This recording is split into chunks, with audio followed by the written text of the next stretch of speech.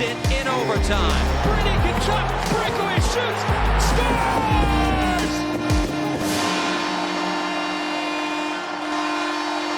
Welcome to SENS Talk. My name is Brandon and I am your host. Tonight, Ottawa took on the Boston Bruins in the first game in 4 days. Ottawa is coming off the Christmas break. By the way, I hope everyone watching this has had a fantastic holiday season. Happy holidays to everyone watching this. I know I've had a fantastic holiday season watching the Spengler Cup, the World Juniors. It's fantastic. And I'm sure the Ottawa Senators had a great holiday break as well. You know, getting a Christmas break for 4 days is very rare in the National Hockey League. They're lucky that, well, not lucky, but they're fortunate that Friday's game against the Red Wings was postponed due to the snowstorm, so they got some more time with their family, more time to rest.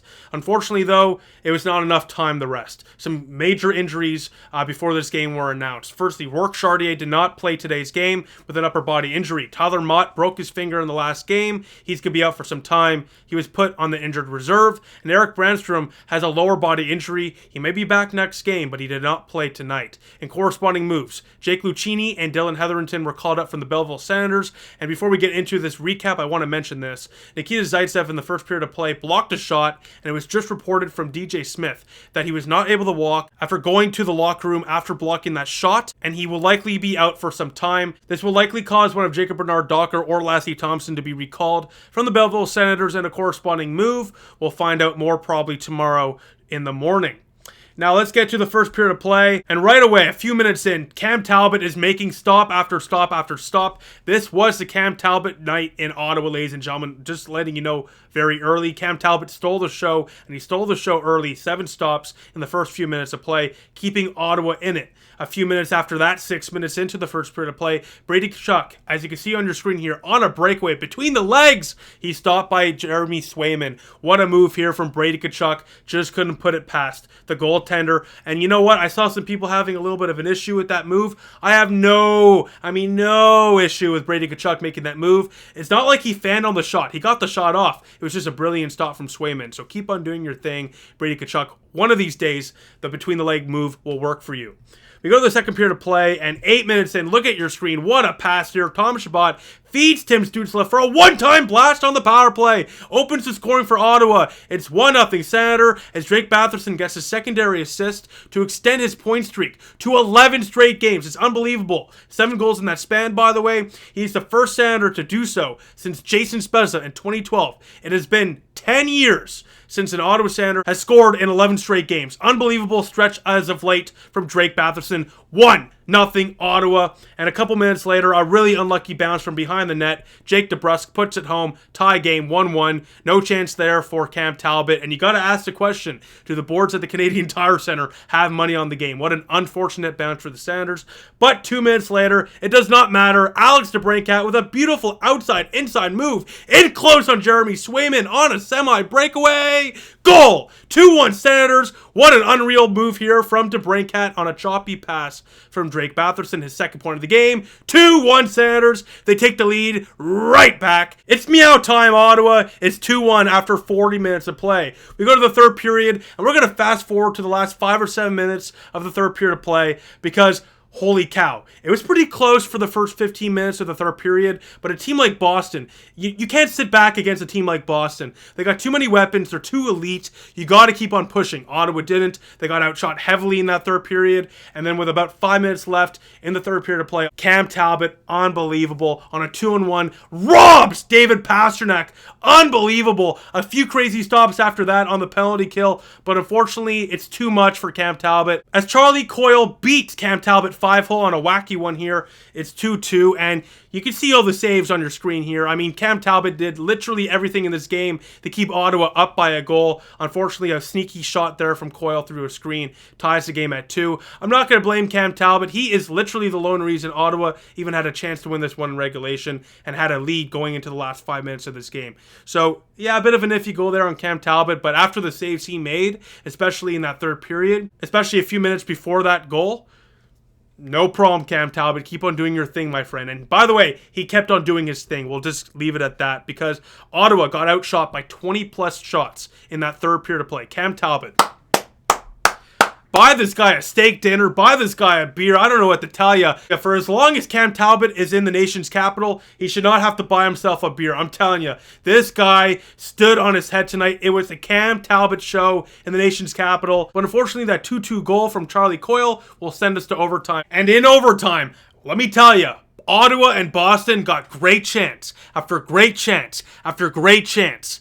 But for some reason, Cam Talbot and Jeremy Swayman were not letting that puck cross the goal line. Jeremy Swayman, holy cow, this guy made 6, 7 2-on-1 chances go away. Okay, Cam Talbot, he had a wraparound 20 seconds into the overtime period that he thwarted. It's unbelievable what both these goaltenders were doing in that overtime. It's frankly one of the best overtimes I've seen in regulation in quite some time. But unfortunately, we go to a shootout, and in the shootout, Alex DeBrincat, you can see on your screen here, scores a goal, and it's the lone one as your Ottawa Senators take down the Boston Bruins for the second time this season. And for the 7th time in this season, the Boston Bruins have lost a game, and 2 of those came from your Ottawa Senators. Senators win 3-2 in a shootout over the Boston Bruins, one of the best teams in the National Hockey League. Boston, you have been sensed. What a game here for the Ottawa Senators, and frankly, the shot differential does not tell the whole story. Cam Talbot tonight, 49 stops. That is bonkers. That's unbelievable. But most of those shots, frankly, came in the last 5 minutes of play when we took that stupid penalty. Before that penalty, Ottawa and Boston were nearly tied for shots at around 28 each. So that penalty in the last 5 minutes of play completely shifted the momentum over to the Boston Bruins. Now, Cam Talbot literally did everything in his power to stop them from scoring until it was too late, but it doesn't matter. 2 points in the bag for the Ottawa Senators. They don't ask how, they ask how many, and that's yet another win for your Ottawa Senators. It's the second part of the season now after the Christmas break. This is officially the second part of the season for the Ottawa Senators. Hopefully we can turn it around here. This is a great start to that, but look, Ottawa, I don't know what to say about this team. They come out against some of the worst teams in the National Hockey League and play flat and lose.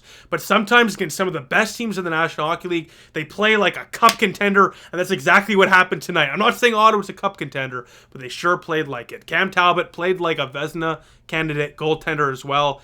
And shout out to Ottawa's top 6, by the way. I got to give a shout out to them. Batherson has 16 points in his last 11 games, all in a row. That's bonkers. DeBrincat had a shootout goal today. Pinto has been looking great as of late. That first line, too. Tim Stützle has looked great. Claude Giroux. By the way, Claude Giroux, I have to say this. This is one of my only critiques from the game. Even though Ottawa did score on the power play tonight, Tim Stützle, of course.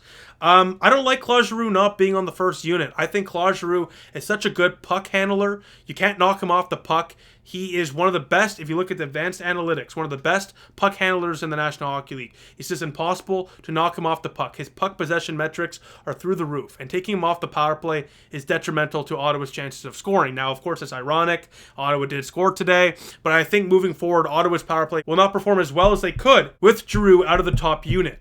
So moving forward, I don't know who you take out, because look, I'm not going to take out Tim Stützle. He's so dynamic, scored a power play goal today. You can't take out Tom Chabot. You can't have 5 forwards on the power play. You're not going to take out Brady Tkachuk. He's your guy out front. You're not going to take out Drake Batherson. This guy has scored 16 points in his last 11 straight games.